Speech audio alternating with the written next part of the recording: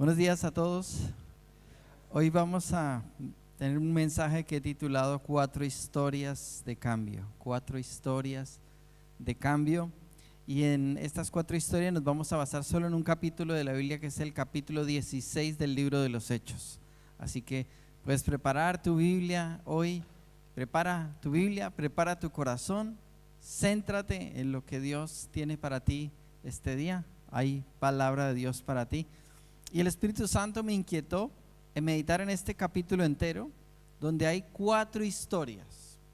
Cuatro historias. Yo pensé que era como cuatro fotografías, cuatro imágenes que están allí y que van a cada una a ilustrarnos algo especial de la vida de una persona concreta. Y cómo podemos ver en un mismo escenario que Dios obra de formas muy diferentes. Que Dios en medio de una situación nunca está limitado, sino que Dios en medio de las circunstancias siempre tiene poder para obrar y solo depende del corazón de las personas. Vamos a ver en nuestras historias que hay gente que va a estar muy dispuesta cuando tiene un encuentro poderoso con Dios, y hay otra gente que no.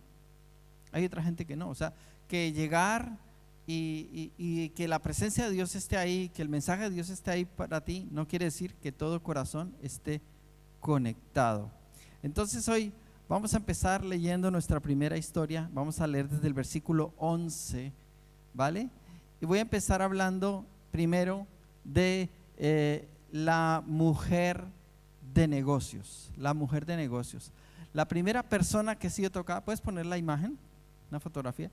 La primera persona que fue tocada en esta historia, a veces no logramos traspolar el escenario de aquel tiempo con nuestro tiempo, pero en realidad cuando traspolas y traspasas esa historia a nuestro tiempo, la primera historia que encontramos ahí es de una mujer emprendedora, es de una mujer que en medio de unos tiempos difíciles para la mujer, y donde la mujer por lo general no sobresalía, eran los hombres los que tenían el control de todas las cosas, esta mujer tenía y había logrado prosperar y había logrado construir una empresa y la había sacado adelante. No sé aquí cuántas mujeres se sienten identificadas con ese espíritu de empuje que había en esta mujer. Entonces esta es la primera mujer, la mujer de negocios. Y ahora sí vamos a leer desde el versículo 11 hasta el versículo 15. Y dice este pasaje, dice: zarpando pues de Troas, vinimos con rumbo directo a Samotracia y al día siguiente a Neápolis.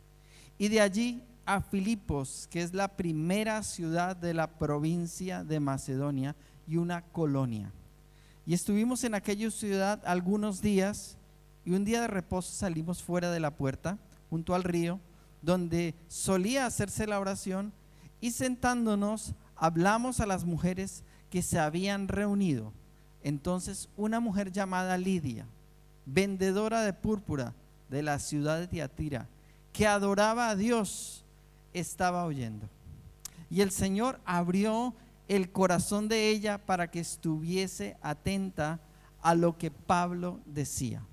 Y cuando fue bautizada y su familia, nos rogó diciendo: si habéis juzgado que yo sea fiel al Señor, entrad en mi casa y posad.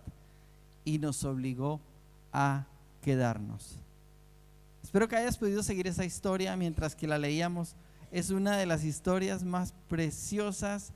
Es un encuentro que parece sencillo, pero vamos a aprender una serie de cosas de esta hermosa historia. Como te dije, la primera de ellas es que vamos a ubicarnos en quién era Lidia, ¿no? Y para entender quién era Lidia, primero voy a ir un poco a anticiparme y decir que todas estas cuatro historias ocurren en la ciudad de Filipos. Filipos pertenecía y estaba, como dice aquí, era una colonia que había sido conquistada por los romanos, y los romanos tenían su dominio y su control en aquella colonia. Ella no era originaria de allí, ella era de Tiatira. Sin embargo, vivía allí en Filipos. Y Filipos, yo estaba mirando dónde está ubicada y todo, está en lo que hoy es Grecia. O sea que es como si estuviéramos hablando de Grecia, para que nos ubiquemos de dónde estaba esto. Y allí ocurren nuestras cuatro historias. Esta mujer es una mujer que en medio de las circunstancias que que vivía, decide, como dije antes, ser una mujer emprendedora. Se cree que probablemente en aquella ciudad no había sinagoga. Ella no era judía, ella era de origen griego, gentil. Y a pesar de no ser judía, yo no sé de dónde nació una inquietud en ella en Dios. Y quiero que pienses en Lidia como dos cosas, ¿verdad? Una es las personas que prosperan, las personas que son emprendedoras, que tienen negocios, y encuentras ese tipo de personas que a veces cuando emprenden y las cosas les empiezan a ir bien, sienten que no necesitan a Dios. ¿Sabes de qué estoy hablando?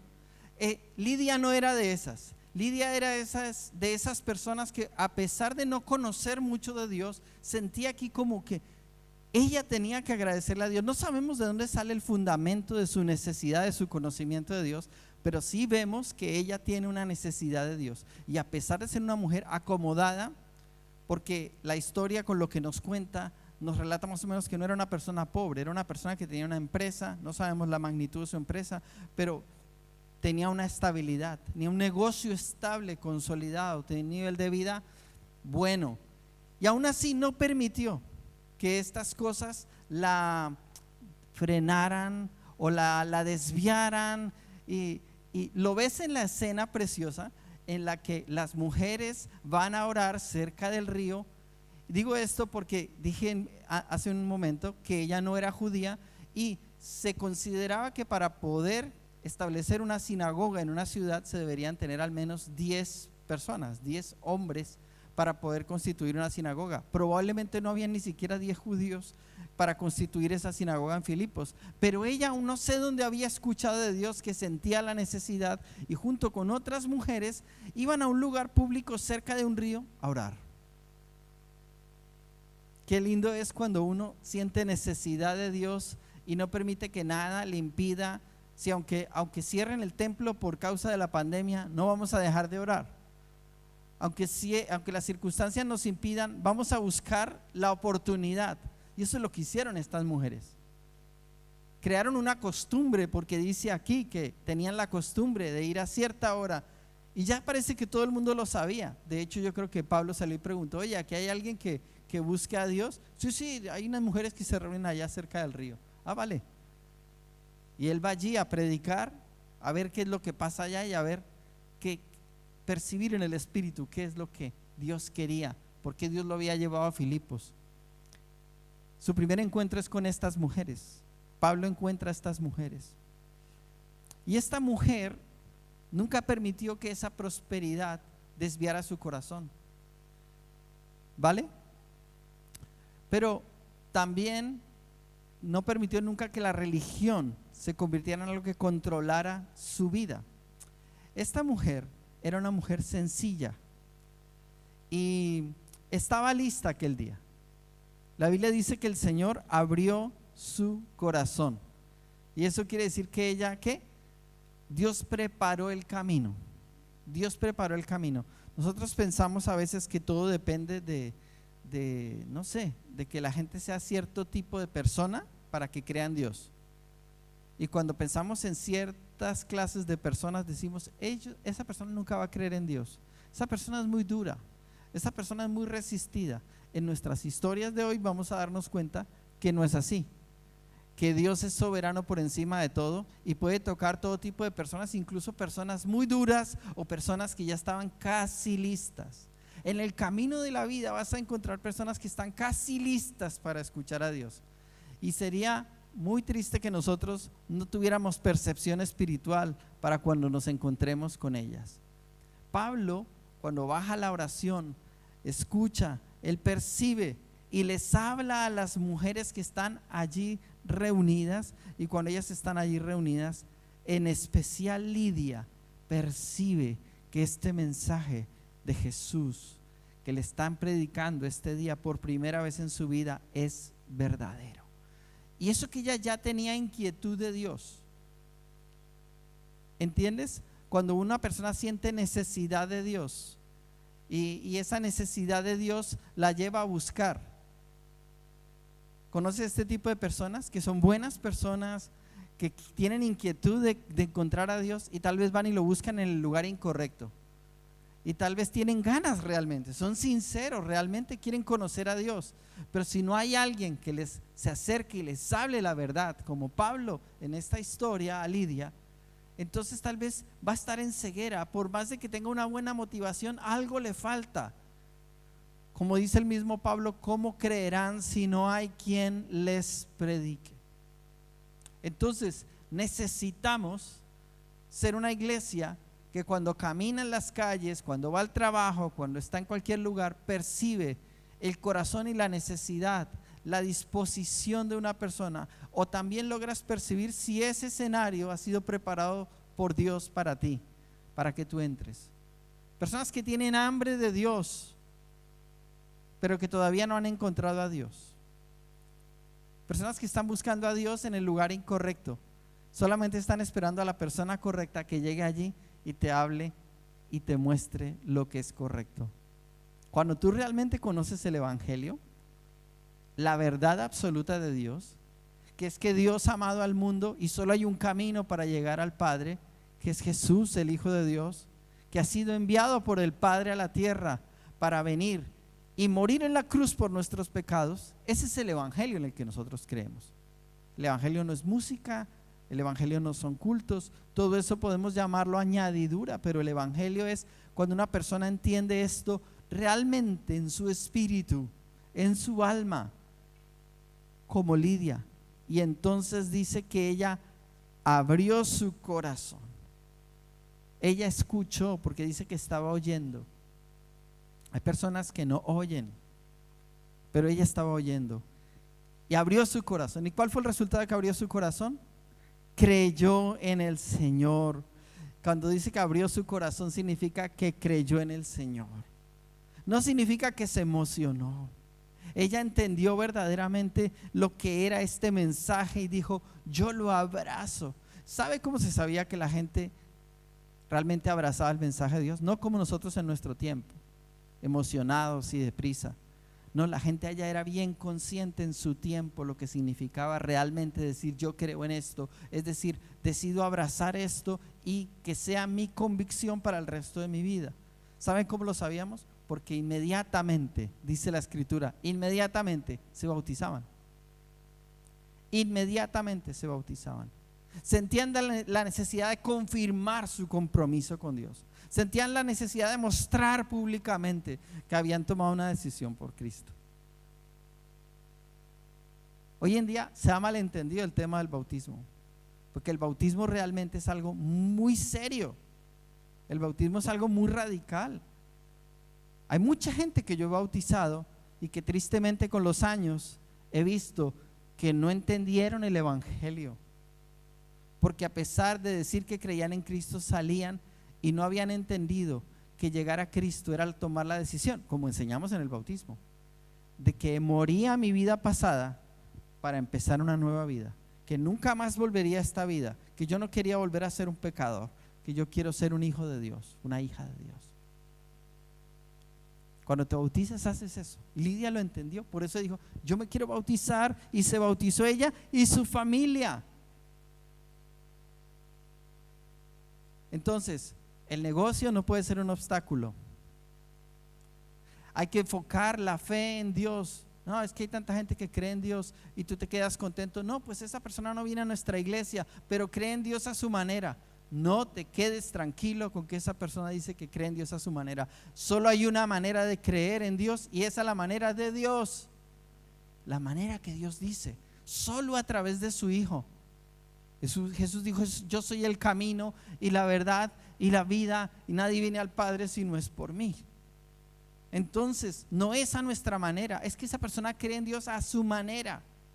Es que no le gusta la manera de la Biblia, entonces no ha entendido el Evangelio. Y si una persona no ha entendido el Evangelio y no ha abierto su corazón y no se ha bautizado, y no me refiero a la inmersión en el agua, sino a esa conversión en el corazón, entonces no ha nacido de nuevo y no es cristiana.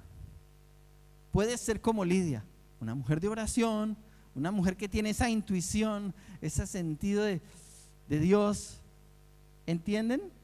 Que ella estaba muy cerquita de Dios, pero todavía no lo había encontrado. hasta que alguien viene como Pablo y le abre sus ojos y ella cree en el Señor. Es una de mis historias más preciosas, que más me gustan. Y al final dice ella: si soy digna, por favor posad en mi casa. Dice, y no los dejó irse. Yo no los dejó ni contestar, ¿no? O sea, si me consideran digna. Ella entendió que el evangelio y estos siervos de Dios eran un regalazo de Dios para ella. Y entonces dijo: yo los quiero en mi casa. Abrir el corazón. Personas de negocios, personas con anhelo espiritual pero que todavía no han encontrado a Dios, se reflejan en Lidia. ¿Ok? Segunda historia, la chica atada por el espíritu de adivinación. La chica atada por el espíritu de adivinación. ¿Y puedes poner la imagen?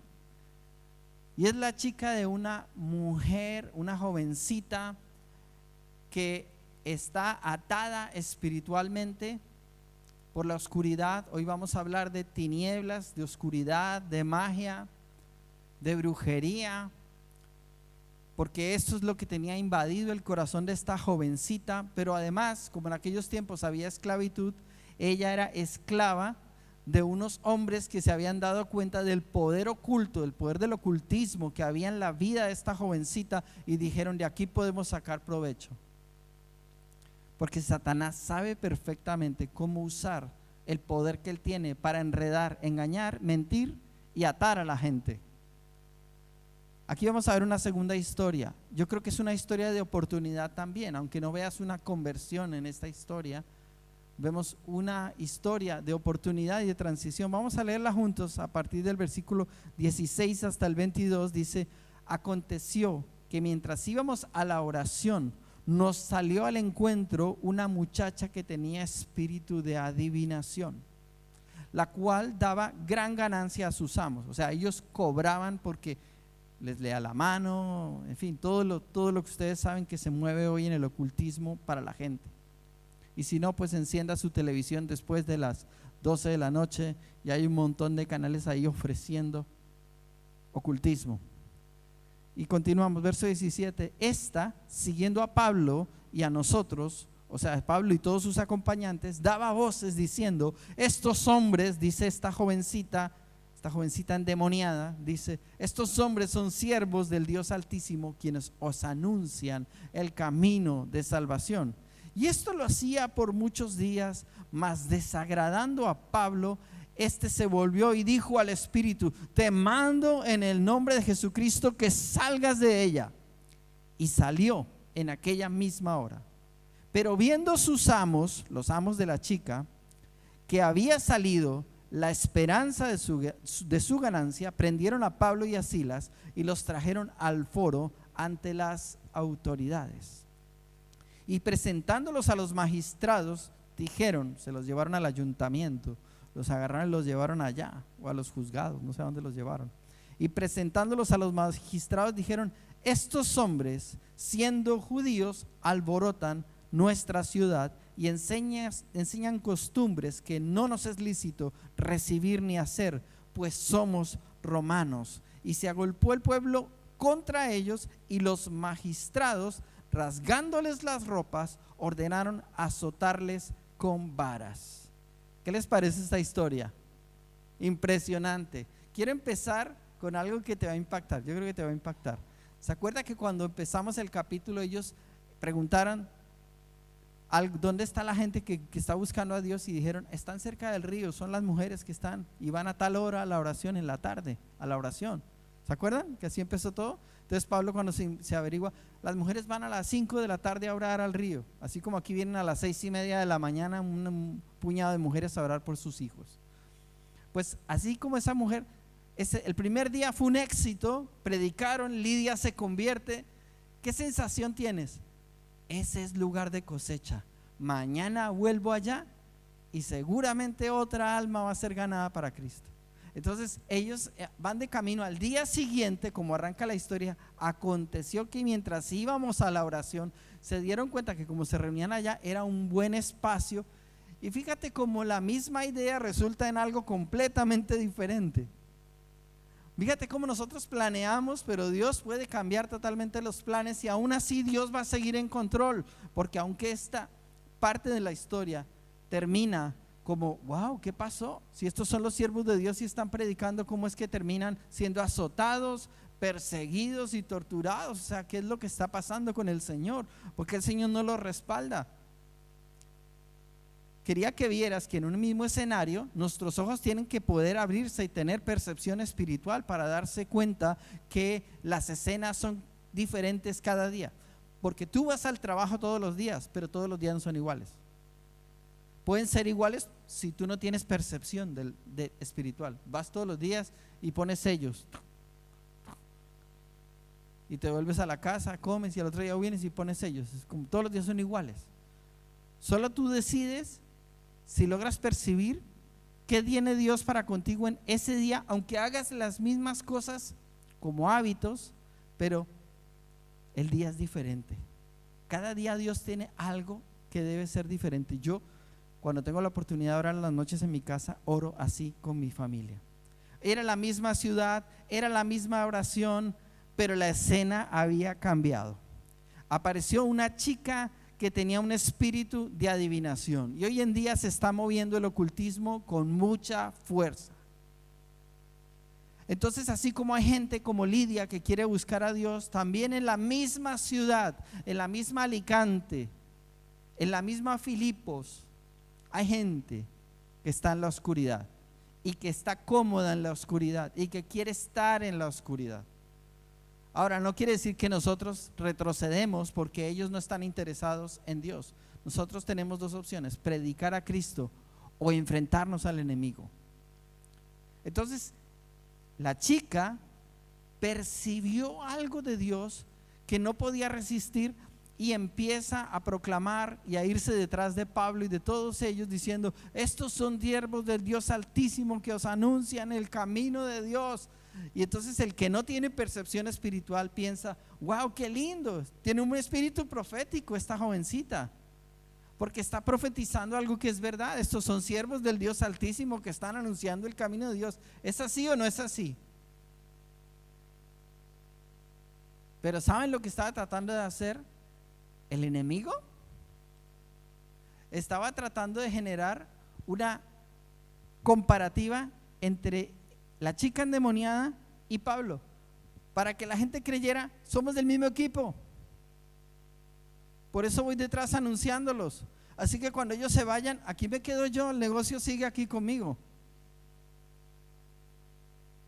Satanás se disfraza como ángel de luz y Satanás va a tratar de seducir los corazones.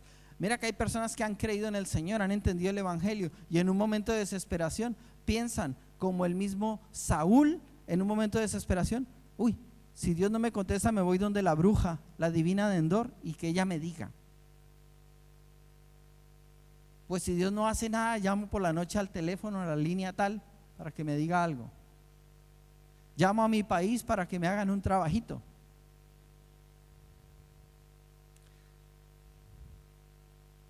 Estoy hablando de gente, aplicándolo a gente que viene a una iglesia, pero ¿cuánta gente que no viene a una iglesia está totalmente atada por este tipo de cosas? Y en nuestra ciudad esto se mueve. En nuestra tierra estas cosas se mueven.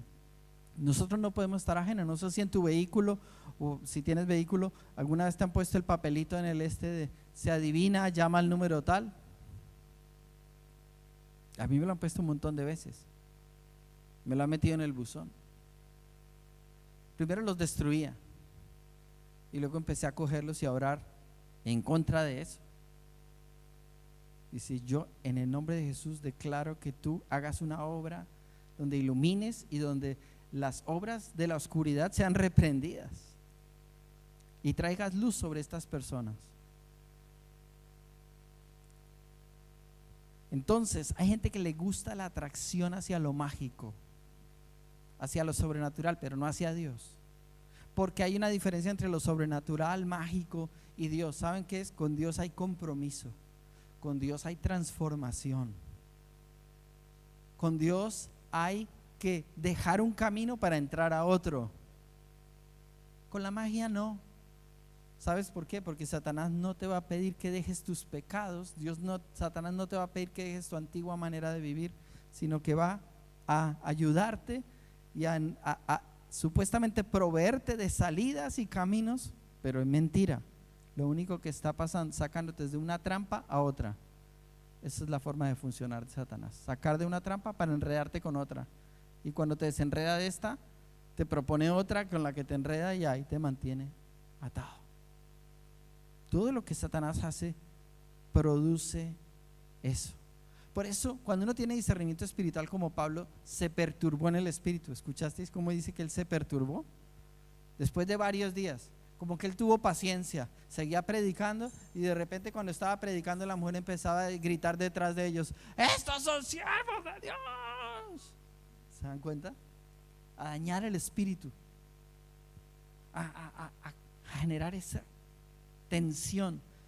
Y dijo: bueno, ya pasaron muchos días, ya es hora de hacer algo. Y toma autoridad. Y yo te invito a tomar autoridad en tu vida espiritual, porque tú tienes que hablar, como en este caso Pablo habló al espíritu. Dice que Pablo le habló al espíritu y no se refiere a la chica. Eso quiere decir que Pablo no atacó a la chica. Hay una diferencia entre la persona y el espíritu demoníaco que puede estar operando en ella. Y Pablo sabía que había un espíritu de adivinación, un espíritu demoníaco que había entrado en posesión sobre la persona. Es bíblico, o sea, no se puede creer en Dios si no crees en que existe Satanás y que puede haber posesión, cuando la vida de una persona es como una casa, y esa casa tiene que estar llena de Dios, y si esa casa no está llena de Dios, es una casa vacía. No importa de cuántas cosas tú las llenes, espiritualmente está vacía, y Satanás puede venir a intentar reclamar por la razón que sea. Pero por lo general las personas van abriendo puertas en su vida, van haciendo cosas. Nosotros no sabemos esa chica que hizo en su adolescencia, en su juventud, como le pasa a muchas personas. Y es tremendo que en la adolescencia estamos viendo en nuestra generación que nuestros adolescentes ya tienen acceso a buscar una ouija, cosas de ocultismo que ahora aparecen en las redes sociales, y que antes era como: oh, eso es la brujería, eso es y ahora es como que está al orden del día, que penetra a nuestras casas, a nuestros hogares. No sabemos qué hizo esa chica para que ese espíritu entrara en ella. No sabemos qué puertas abrió. No sabemos con quién se juntó. No sabemos a qué lugares fue. No sabemos nada de su vida. O sea, solo sabemos que en un punto tenía un demonio, pero por otro lado era una mejor persona de una condición muy baja, por eso era esclava. O no sabemos qué pasó en su vida, pero terminó en la esclavitud. Hay varias razones y maneras de llegar a ser esclavo: por nacimiento, o por deudas, o por muchas cosas. En todo caso era esclava espiritualmente, y era esclava de estos hombres. Y estos hombres, cuando vieron lo que se movía en ella, vieron sus amos, dijeron: aquí hay oportunidad de ganar pasta, aquí hay negocio, aquí hay negocio. Y eso es lo que hace Satanás. Pablo entonces reprende el espíritu que mora en ella para que el espíritu salga. ¿Y sabe lo que pasó? Claro, el gran poder del Señor y la autoridad que había sobre Pablo hace que fuera expulsado el espíritu, y la joven estaba libre. Entonces, cuando los hombres vieron, porque de alguna manera, cierto que se tuvo que notar que el espíritu ya no estaba en ella, porque dice que ellos vieron que el espíritu había salido de ella y se les había acabado el negocio, se cerró el chiringuito. Entonces estaban enojadísimos porque ellos ahora vivían del cuento. Solamente ponían a la mujer a que adivinara, que hiciera lo que ella sabía, y entonces aprovecharse de esa escena. Y ahora no sabían qué hacer, estaban enojadísimos, por eso hacen que haya esta persecución. Pero aquí yo me quedo con esto y cierro esta historia con esto. Fijaros cómo ellos tenían la oportunidad de haber creído en el Señor cuando vieron el gran poder de Dios al ser expulsado este espíritu demoníaco de la chica.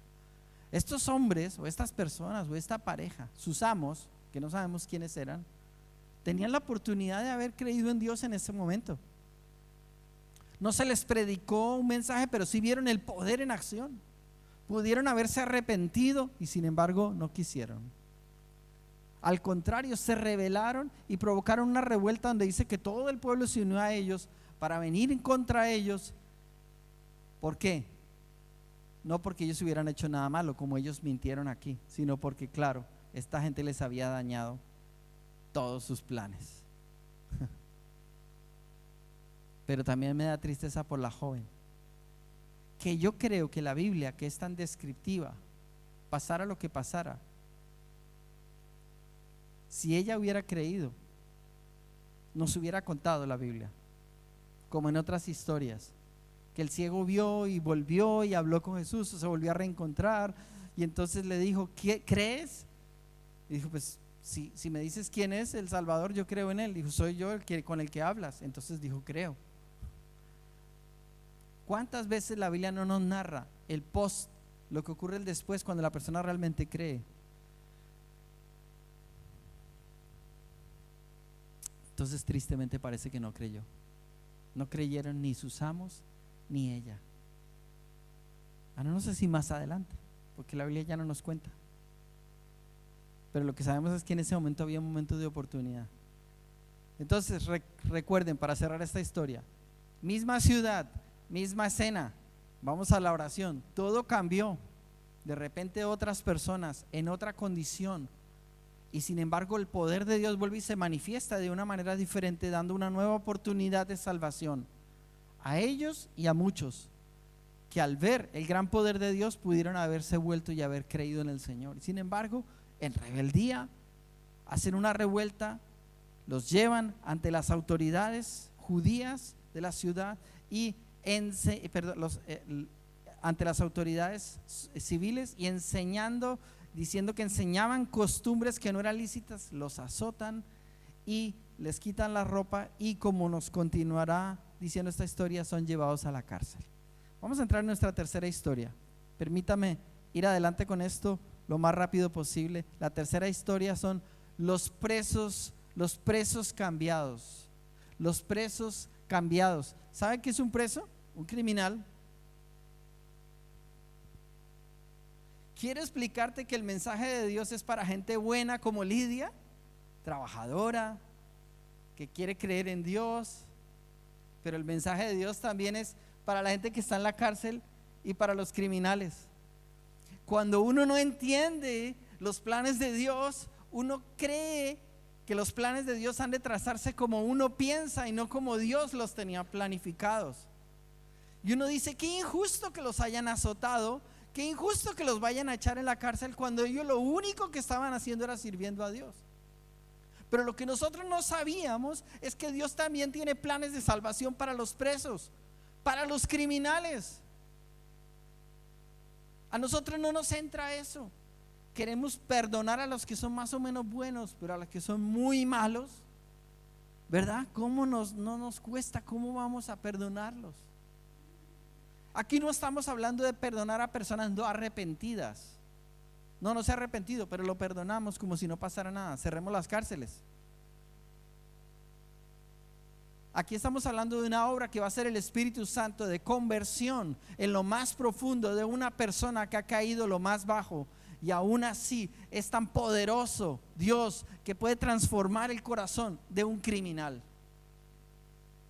Y yo creo que por eso Pablo va por dos razones, lo vamos a ver ahora, pero una de ellas es los presos, los criminales. ¿Puedes poner la imagen? Ahí está. Esta es una foto de una cárcel. Yo no sé, cuando ustedes piensan que metieron a Pablo en la cárcel, sí que pensó que lo metieron a un lugar de un convento de monjes, que eso era todo pacífico, que todos eran buena gente. No, ¿a dónde lo metieron? A la cárcel. A un hombre bueno, a unos hombres buenos los metieron, a él y a Silas los metieron a la cárcel. ¿Con quién lo metieron? Con esta gente peligrosa. De hecho, los trataron como criminales peligrosos, y tanto que los magistrados dijeron, mételos en la celda del fondo, Dice que lo llevó y los metió en la celda más del fondo que tenía la cárcel, y además les pusieron cepos en los pies para que ni siquiera se pudieran mover de donde estaban. No era que era una celda en la que se podían mover por donde quisieran, sino que estaban anclados y se podían solo sentar, ponerse de pie, porque tenían un cepo que los ataba a la pared. Qué tremendo esa escena. Leámosla rápidamente. Dice: después de haberles azotado mucho, los echaron en la cárcel, mandando al carcelero que los guardase con seguridad, el cual, recibido este mandato, los metió en el calabozo de más adentro y les aseguró los pies en el cepo. Pero a medianoche, wow, diga, pero a medianoche, ahí entra Dios a intervenir. Pero a medianoche, orando Pablo y Silas, cantando himnos a Dios, y los presos los oían. Entonces sobrevino de repente un gran terremoto, de tal manera que los cimientos de la cárcel se sacudían, y al instante se abrieron todas las puertas y las cadenas de todos se soltaron. Amén. Increíble. Dice: despertando el carcelero y viendo abiertas las puertas de la cárcel, sacó la espada y se iba a matar, pensando que los presos habían huido. Mas Pablo clamó a gran voz diciendo: no te hagas ningún mal, pues todos estamos aquí. Y aquí te voy a decir cosas que no dice el pasaje explícitamente, pero están allí implícitas. Ya te he ido contando parte de la historia. Primero, a ellos los torturaron y los maltrataron. Yo quiero que tengas dos perspectivas: la de los presos y la de los siervos de Dios que han sido llevados presos. No están en la cárcel por el mismo motivo. Los unos están en la cárcel por sus crímenes, los otros están en la cárcel por hacer la voluntad de Dios. Y a veces, cuando hacemos la voluntad de Dios, los hijos de Dios, y no nos va bien como quisiéramos, como creemos que nos debería ir, ¿verdad que nos frustramos y terminamos en queja? Terminamos queriendo abandonar. Y si a nosotros nos metieran al fondo de una cárcel y nos pusieran un cepo, diríamos: ¿dónde está el Dios en el que se supone que yo he creído? Falta de percepción espiritual para discernir y entender el escenario en el que Dios nos quiere poner, porque hay un propósito. Significa que si eres un buen siervo y estás preparado para esa escena, por eso tu corazón debe estar listo para decir: si me has puesto aquí, ¿por qué? ¿Para qué, Señor? La escena no es solo un lugar físico al que tú vas, un trabajo. La escena es ese momento emocional, espiritual que estés viviendo, que es la escuela de Dios para prepararte, porque luego va Dios a usar eso. A mí no me pueden decir que hable sobre estar preso porque nunca he estado preso, pero a Pablo le pueden hablar de estar preso porque él ha estado preso.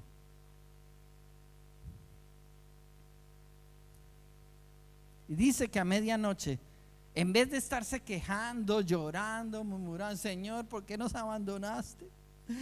¿Por qué tanto poder allá afuera para echar demonios y ahora estamos aquí en la cárcel?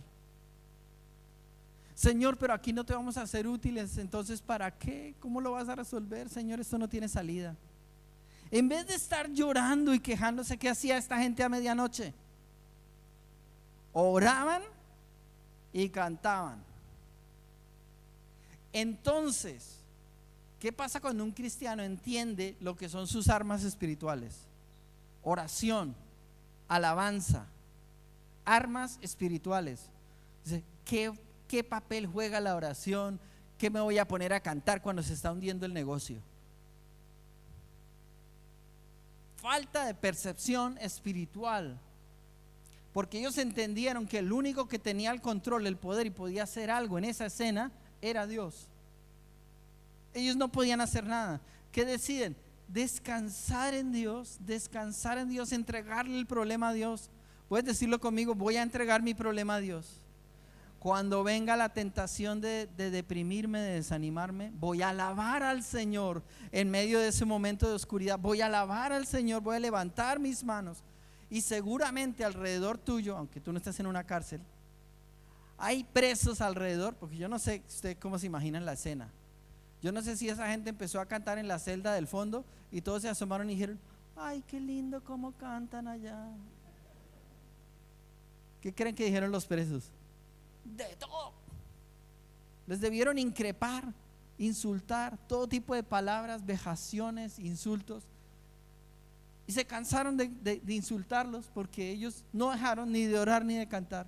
Y algunos, mientras todavía los insultaban, descubrieron que de repente la cárcel empezó a temblar increíblemente.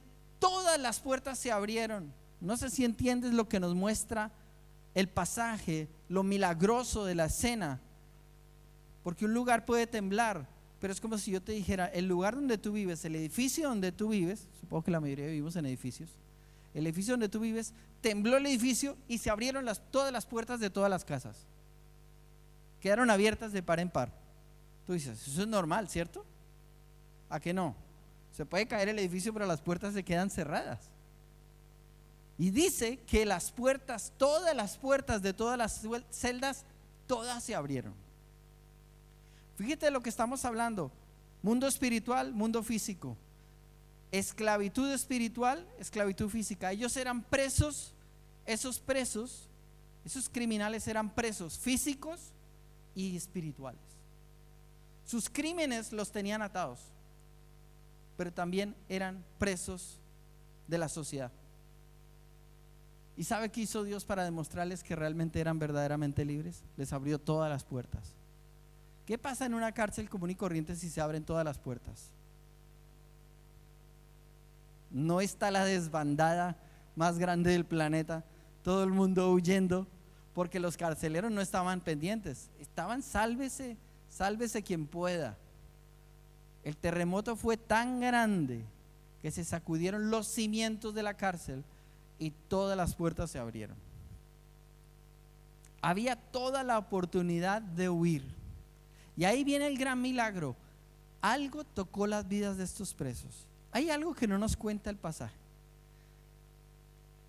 Yo creo que todos, cuando las puertas se abrieron, después de haber estado increpando y insultando a Pablo y a Silas, que estaban en la celda del fondo, ¿saben lo que hicieron todos los presos? No salieron en dirección hacia la calle, salieron de sus celdas, se vieron y dijeron: esta gente tiene algo, vamos para allá. Y se fueron todo el porrón de presos, todos en la misma celda. Se metieron allá. Y aunque no nos lo dice el pasaje, seguramente Pablo o Silas les predicaron el mensaje de Dios. Cuando llega el carcelero, encuentra que está toda esa gente sentada escuchando el mensaje y Pablo predicando, y no se había escapado ni uno solo. Qué poderoso es el Señor. Puede cambiar la vida de un criminal, puede cambiar la vida de alguien que ha estado en la prisión, puede cambiar la vida de alguien que ha estado en la guerrilla, en la prostitución, en las drogas, en el crimen. Solo es disposición del corazón. Es el mismo evangelio, la misma ciudad, el mismo poder que liberó a la chica endemoniada, pero que ellos, en vez de creer, se rebelaron. Ahora opera y libera. Y el tiempo se ha ido, pero terminemos con la historia del carcelero. El carcelero es la historia preciosa del cierre de todo esto. Yo la he comparado con el carcelero, con el guardia civil, porque cuando ustedes piensan en un carcelero, no sé qué idea tienen, pero en nuestra tierra el carcelero son los de la Guardia Civil. ¿Cuántos quieren a los de la Guardia Civil? Amén. ¿Tienes esa sensación a veces de que el carcelero es la persona no querida? Que el carcelero es como esa persona como dura. No digo que estoy creando una imagen generalizada, ¿no? No conozco a todas las personas que trabajan en una prisión, ni mucho menos, pero hay como esta idea, ¿no? Y que los que están en el ejército, en la policía, en la Guardia Civil, son gente como tosca, como se tienen que guardar en su imagen para no hacerse respetar, qué sé yo. Y yo pensé, y ahora sí puedes poner la imagen, en un guardia civil. La persona de la que les estoy hablando es un guardia civil, pero no era cualquiera, era el encargado de todo el equipo que trabajaba y cuidaba en la cárcel. No era el único que cuidaba la cárcel, eran varios los que cuidaban, pero este hombre era como el jefe, el encargado de todos. Y leamos la historia, versículo 29 en adelante, dice: él entonces, pidiendo luz, se precipitó adentro y temblando se postró a los pies de Pablo y de Silas, y sacándolos les dijo: señores, ¿qué debo hacer para ser salvo? Ellos dijeron: cree en el Señor Jesucristo y serás salvo tú y tu casa. Y le hablaron la palabra del Señor a él y a todos los que estaban en su casa. Y él, tomándolos en aquella misma hora de la noche, les lavó las heridas y enseguida se bautizó. ¿Se acuerdan lo que les dije? Este no era un hombre de iglesia. Este era un guardia civil de los que nunca habían pisado una iglesia. Y sin embargo entendió de lo que le dijeron: necesito tomar una decisión radical en mi vida. Y el bautismo es esa señal que demuestra que decido radicalmente que hasta aquí mi vida fue de una manera y ahora voy a vivir de otra manera. Es que ese es el evangelio que tenemos de Dios. No es una conversión superficial, no es una simpatía hacia el mensaje de Dios y hacia la persona de Dios. Es un acto de rendición y de obediencia y decirle no más al pecado y de salir de tu vida de pecado para entrar a vivir la vida a la cual Dios realmente te ha llamado y por la cual te creó. Es su salvación. Mientras tanto, una persona puede simpatizar con Dios como Lidia y aún así todavía no haber encontrado a Dios. Porque quería que vieras en la primera historia que una buena persona puede ser demasiado buena, puedes tener éxito en la vida y aún así le falta algo. Pero ella tenía la sensibilidad para darse cuenta cuando escuchó el mensaje de Dios y dijo: es verdad, yo todavía soy orgullosa, todavía he creído que ya yo estaba bien, ahora me doy cuenta que yo necesito arrepentirme de mis pecados. Y este hombre que parece tan duro y tan difícil de convertir, vuelve su corazón a Dios y enseguida se bautizó y creyó él y toda su casa. Y no me da tiempo porque claro, se ha alargado muchísimo la historia, pero quiero que entiendas que cuando el Señor le dijo: cree y serás salvo tú y tu casa, y con esto voy a cerrar el tema hoy, no quiere decir que cuando una persona cree ya es garantía de que toda tu familia se va a salvar, porque se ha malentendido este versículo para decir: si tú crees, seguro que toda tu familia se va a salvar. Cree tú y tu fe va a salvar a toda tu familia.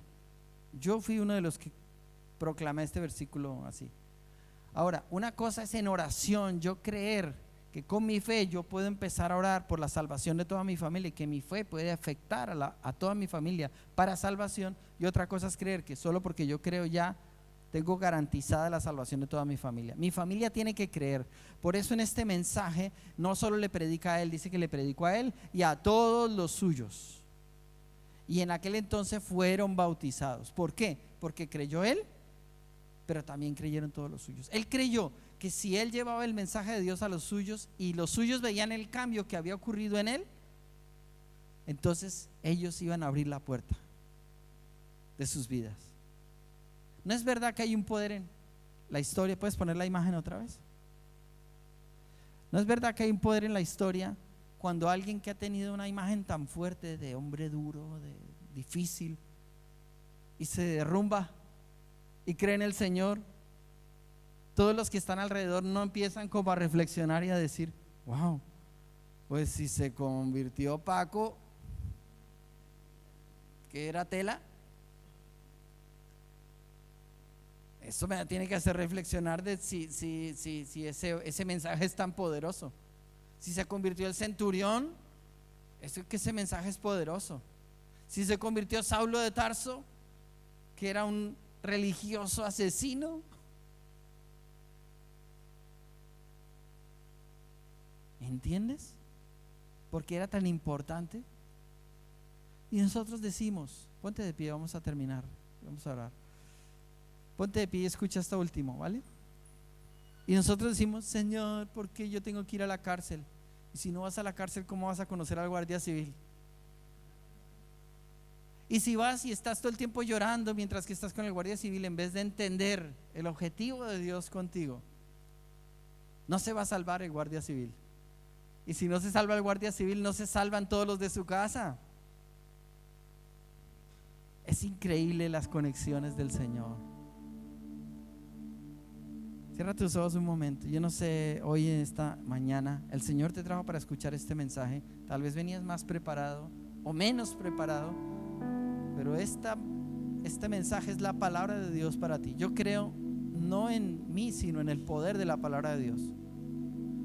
Hoy hemos hablado de la palabra de Dios, un capítulo de la palabra de Dios, 4 historias. La historia de Lidia. ¿Eres o conoces a alguien como Lidia? Buena persona, trabajadora, esforzada, pero aún así le falta encontrar a Dios. Ser bueno no significa que ya tienes el favor de Dios, porque todos somos pecadores y necesitamos arrepentirnos para recibir la gracia y el perdón de la cruz. Pero también hay gente a nuestro alrededor, o puede que aquí mismo, personas que han movido en el ocultismo, incluso Dios y el ocultismo, porque Satanás también mezcla a veces como entre religión, cristianismo y magia y otras cosas. Hay que cortar con todo eso. Pero si conoces personas atadas por la oscuridad, tú eres la luz para ellos. Sé valiente para enfrentarte a eso. Sé valiente para tomar autoridad. Limpia tu vida y tu corazón para que Dios te use. Tal vez Dios te va a dar la oportunidad, o tienes el contacto con alguien que está en alguna situación como estos presos. Puede que sea alguien en la cárcel, como puede que sea alguien que está cometiendo un crimen y no está en la cárcel, o alguien que está haciendo algo muy malo, muy malo. Tú lo sabes. No puedes callar, no puedes callar. Este es tu tiempo de orar, este es tu tiempo de cantar, este es tu tiempo de levantar el nombre de todos esos presos delante del trono. Mientras te alabamos, Señor, decían ellos, oramos que haya algo sobrenatural, que se cumpla un propósito de que estemos aquí en la cárcel, Señor, que gente pueda conocerte, que estos presos puedan entender, que mientras cantamos, aunque no les guste, Señor, esta música toque sus almas y sus vidas. Y a pesar de que parecía que no estaba surtiendo ningún efecto, de repente la mano de Dios apareció e intervino. Y por último, el carcelero. ¿Qué carcelero? Qué historia tan maravillosa. Una persona ruda, difícil, dura de creer, pero cuando llega el poder de Dios, ¿qué haré, señores, para ser salvo? Nunca creas que hay casos imposibles para Dios. Nunca creas que hay casos imposibles para Dios. Hay gente mala que conoces, dice, esta nunca se van a convertir. No hay nada difícil para Dios. Damos gracias, Señor, por nuestra vida y por haber escuchado este mensaje en esta mañana. En el nombre de Jesús. Amén.